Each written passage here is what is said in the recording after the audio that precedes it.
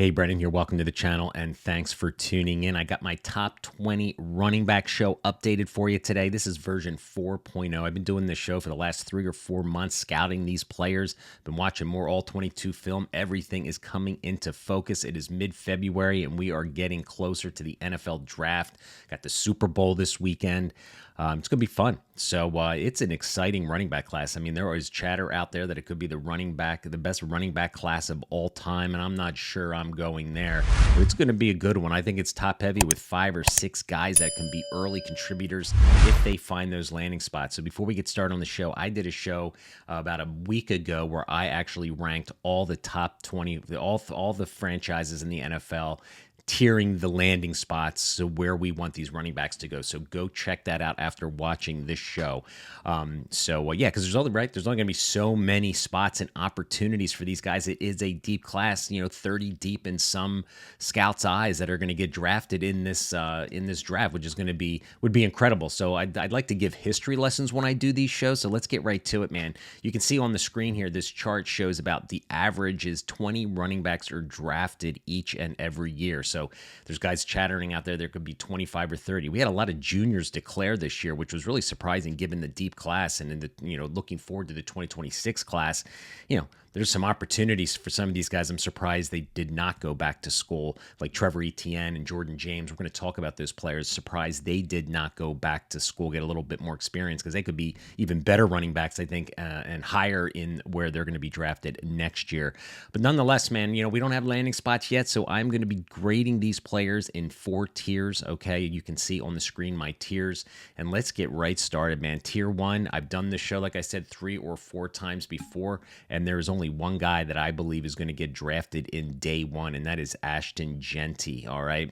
So as you can see on the screen here, guys, I wanted to show you this. These are my scouting report cards. These are what I'm looking at as I record the show, and if you want access to these cards for each and every player you're going to be drafting in your Dynasty rosters, Dynasty rookie drafts, rather, in fantasy startup leagues, consider becoming an NFL Draft, a Big Board subscriber. I have report cards just like the one you're seeing on the screen for all your rookies, have the PFF grades kind of broken out just for the draft class and my strengths and weaknesses, and then my report card grades with my podcast co-host. All right, so if you want access to that, check out the website, at the end of this video, where you can gain access to some of that and kind of get a sneak peek of everything I offer, all for just $30. It's like buying me a case of beer for all my work and all 22 film cut-ups and everything. All right, let's get to it, man. I forgot to mention, 2024, we had 0 running backs taken in round 1. All right, in 2023, we had 2 running backs taken in round 1, Bijan Robinson and Jahmyr Gibbs, and I think Ashton Jeanty, obviously, is the only guy I think is going to get day 1 draft capital. I think it's a deep class. I think NFLs might punt and get that defender, get another player, knowing that it's a deep running back class. But as you can see, let's pop that card back on real quick here. Look at the PFF grades, man. This dude just dominated. He was first in PFF rush grade, yards after contact. He was first, elusive rating first, missed tackles force first. This guy is a beast. He is the real deal, man. Let's make sure I'm hoping he gets one of those great landing spots with immediate opportunity where he is not sharing a backfield, and I don't think that's going to be the case. I think he's going to be he's going to get day 1 capital. All right, we don't have to spend a lot of time on Jeanty. We know he's the king of the draft, right? He's going to be probably the 101 selected in pretty much every rookie draft. So let's get to the meat and potatoes, man. Let's go to tier 2. Who do I think is going to get rounded tier 2? Round 2s and 3. All right, round 2. In 2024, we had 1 running back last year. Jonathan Brooks, unfortunately, tore his ACL again. I feel bad for that young man. Hopefully he can rebound. Back in 2023, we only had 1, Zach Charbonnet. So, round 2 in the past 2 years has not been very productive, and that's why this class, I think, is deep and everyone's excited about it, because I think we're going to get 4 or 5 guys here. So let's get right into them. Number 1, the guy, there's no guy I like better in this draft after Jeanty than it is TreVeyon Henderson. I like TreVeyon Henderson. I am a big believer in lateral movement, and physicality is the 2 calling cards. Of course, vision is got to be in there as well.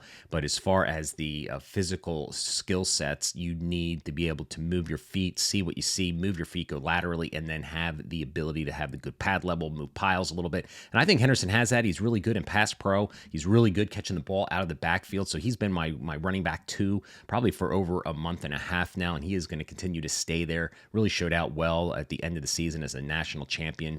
So again, you want to get access to these cards. That's what I'm looking at. But he has the vision, elusiveness. He's got burst and explosiveness. He's a tempo runner. I love how he navigates through the line of scrimmage. The big question for him is going to be the durability, right? Is he going to be able to carry a full workload in the NFL? That remains to be seen. But I'm going to say yes, and maybe he just got nicked up in college, but he gets in that NFL strength conditioning programming and he gets strong.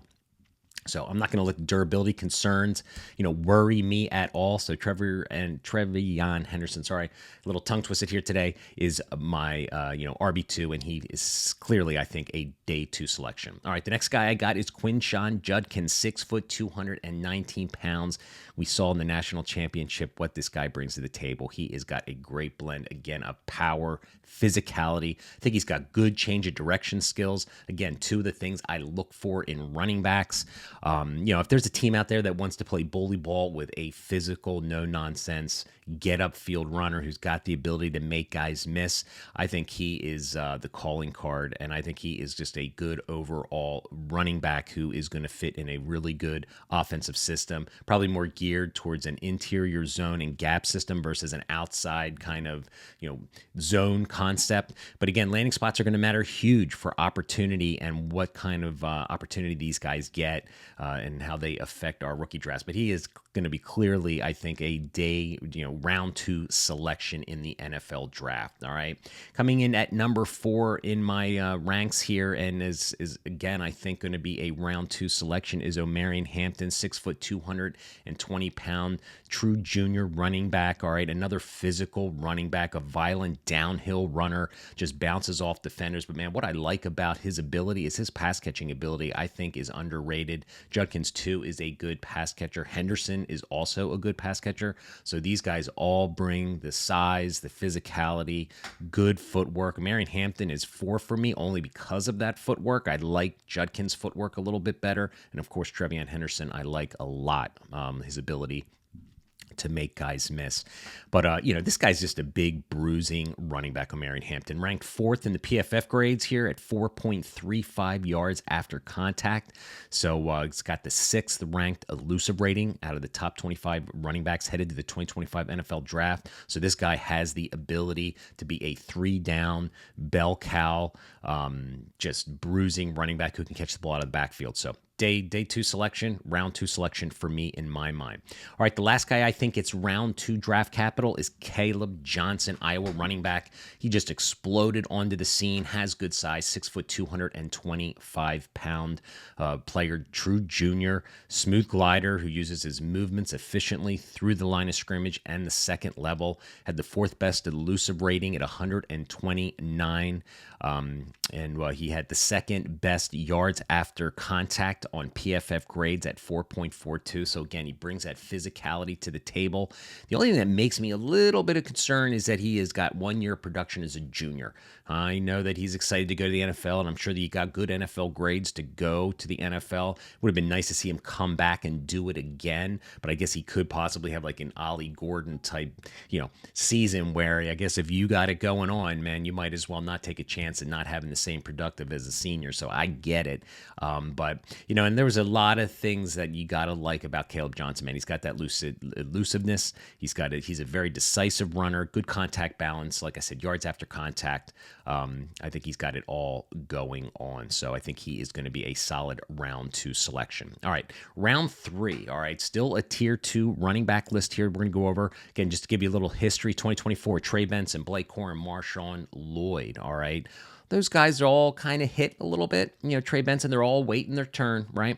2023 draft, Kendre Miller, Tajay Spears, Tank Bigsby, a chain from Miami, right? So he looks like he's the only one that really hit out of that draft.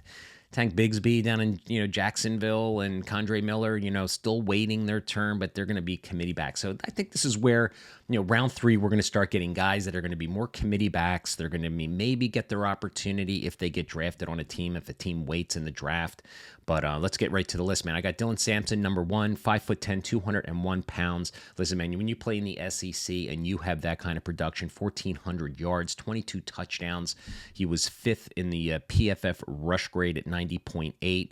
Other than that, his PFF grades were pretty good, but he's got that short area quickness. He's got that burst, the long speed. My only little bit of concern with Dylan Sampson, is his physicality, right? He is smaller, 5'10", 200 pounds. Now we've seen these smaller backs, contribute in the NFL and make it and be, we've got to look at HN, right, from the Miami Dolphins, right? Really productive SEC from Texas A&M, physical receiver. A little concerned about that. And the other thing I'm concerned about a little bit is his ball security. He had 4 fumbles this year, so he's got to hold on to the rock. But if there's a team out there that wants to get an elusive, home, I'm not sure he is a home run hitter speed kind of guy, but he's got that elusiveness and that short area quickness to make some noise on the NFL field. So I think Dylan Sampson could be a day 2, round 3 selection. Now, one of my favorite running backs who I'm pretty excited about that I feel is undervalued, and I've got him here, which is going to probably be a surprise, is Damian Martinez, 5'11", 226 pounds.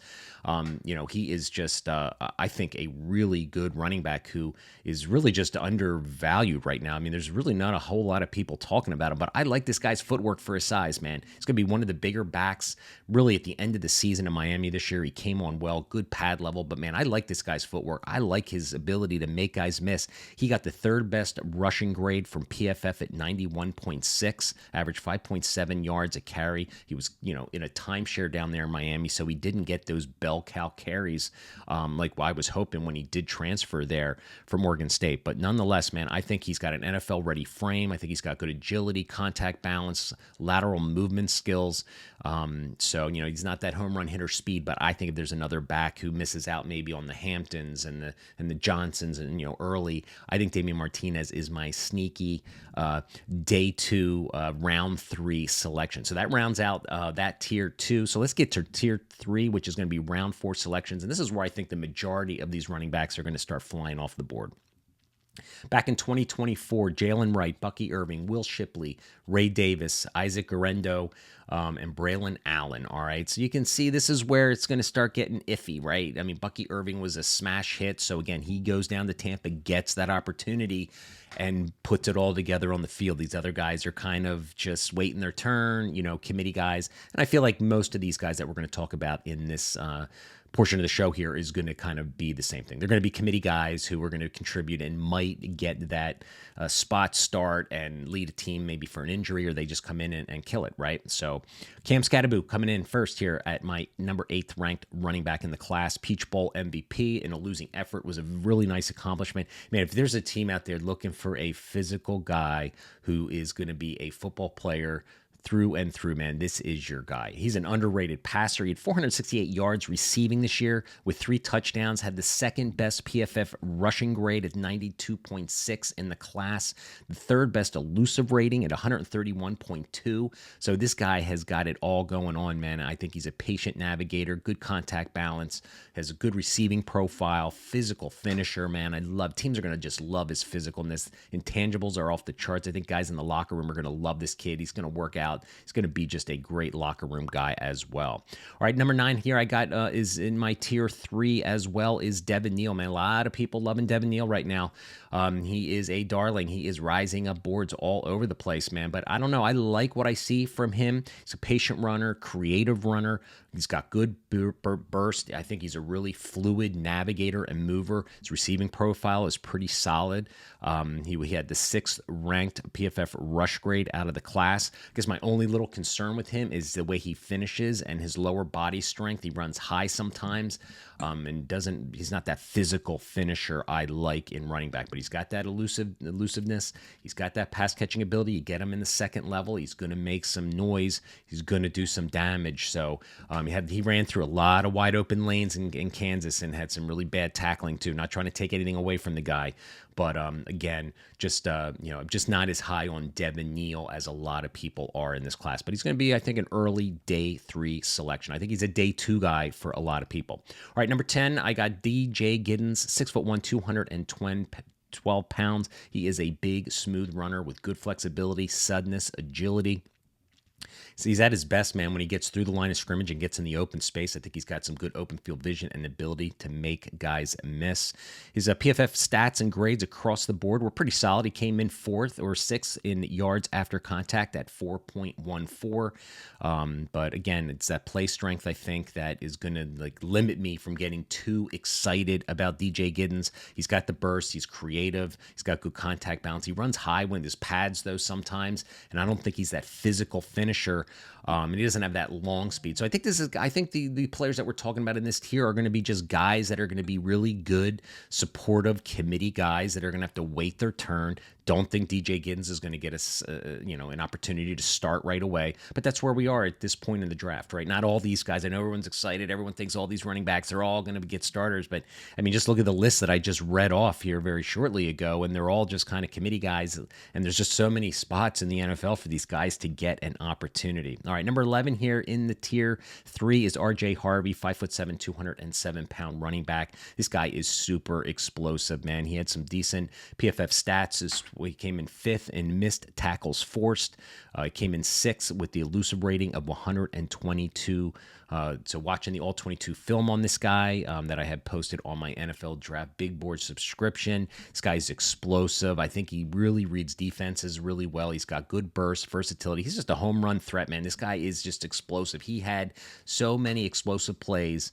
He was second, actually, in explosive plays over 10 yards behind Jeanty. So if you watch this guy's film, you'll see that he did a lot of damage and had a lot of big runs. However, the thing that I can't get too excited about is that he's an older prospect, right? And he also, he bounces everything to the outside. So there's a lot of times where he was navigating, should have just stayed in, followed his gap, discipline, and instead he bounced outside and ran outside a lot.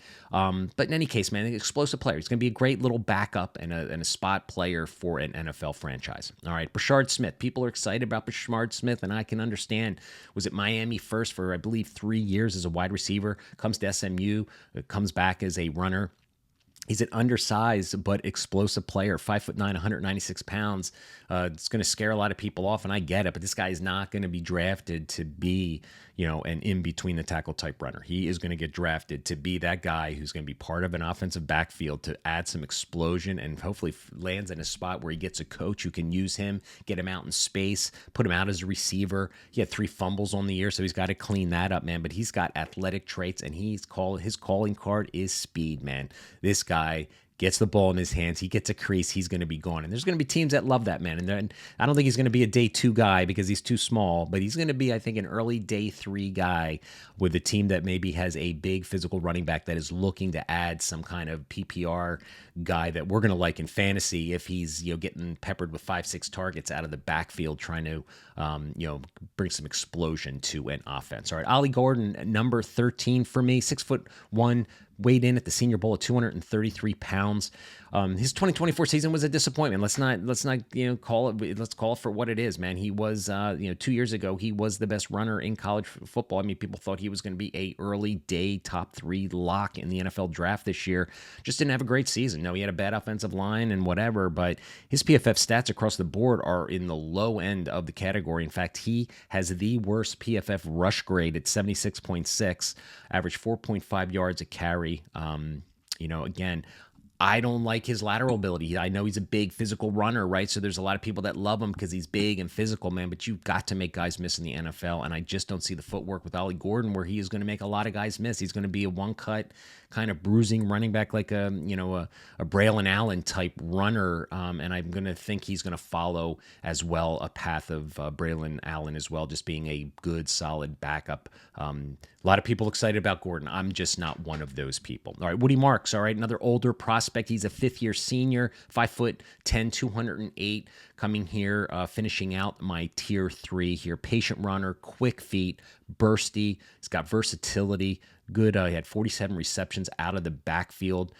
He came in sixth. His best PFF grade is sixth in explosive plays over 10 yards. All right, so he's got good hands, good receiver out of the backfield. He's going to be 24 after the draft, so he's going to be an older prospect.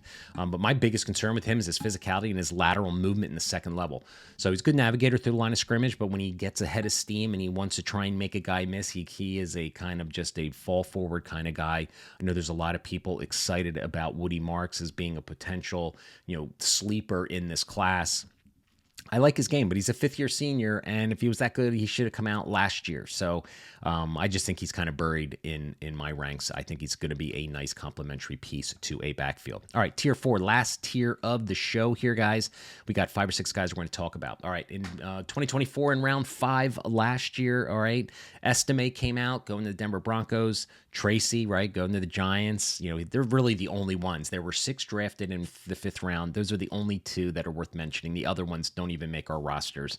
In 2023, we had 4. We had Banaconda. Remember him? Chase Brown, Cincinnati. He is a hit. Eric Gray and Evan Hull, 2 backup players who are not going to be dynasty assets, right? So these players that we're going to talk about are going to be, shots in the dark. So one or 2 of these guys are going to hit our dynasty rosters. But the guy I'm most excited about is Bashal Tutin from Virginia Tech, man. Watching his film, I came away pretty impressed. 5'9", 211 pounds. If there was one guy out of all of these players who I think has the ability to maybe be the Chase Brown of the 2025 NFL draft, I'm thinking this is the guy out of all the players we're going to talk about here. I think he's got a good low center of gravity. I like how he navigates the line of scrimmage. I think he's got good short area burst. He's got home run speed.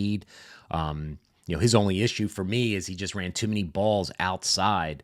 Kind of they ran him on jet sweeps and all that, but navigating in between the tackles, I liked what I saw, man. But I'll tell you what, he had a lot of good PFF grades here, man. He was second in missed tackles forced, was 62 over the course of the season, ranked second. Yards after contact, he ranked third in the class, 4.4. And in the class, I mean the top 25 running backs headed to the 2025 NFL draft. And he had the second best elusive rating at 143. All right, so as you can see, I think that there's this guy's maybe got some skill, but why isn't he higher in my list here? I don't know. I just, I think he's just, it's just a deep class. So, but in any case, Tutin is a guy I like. I think he's could be a sleeper of mine. Jordan James coming in at number 16, 4th PFF grade in rush grade at 91.5.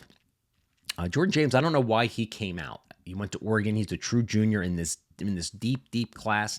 I don't know why he is not going back to college and playing for another senior year, get some more experience. But he's a low center of gravity, he's a smooth accelerator. Reading off my scouting report card here, he's got good lateral ability, pad level, good ball security. I don't think he's had a fumble his entire 3-year career. He just lacks that play strength and contact balance. Even though he's 5'10", 210, I don't see that physicality to move piles, so that's why I have him down here.